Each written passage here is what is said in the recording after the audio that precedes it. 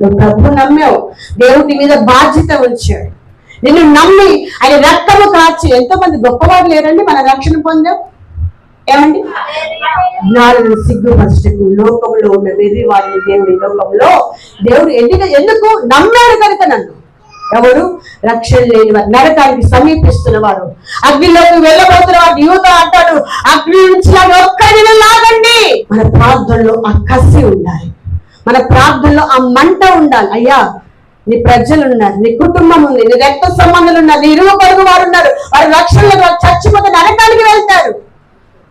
ఆ కసి, ప్రభువా మీరు మార్చు నాయన అన్న విశ్వాసంతో కూడిన, ఆసక్తితో కూడిన, ఒక పట్టుదలతో కూడిన ప్రార్థన సంఘము చేరితే దేవుడు వారిలో మారు మనసు అగ్ని నుంచి వారిని లాగుతాడు. ఎందుకంటే అగ్ని ఎదురు చూస్తుంది.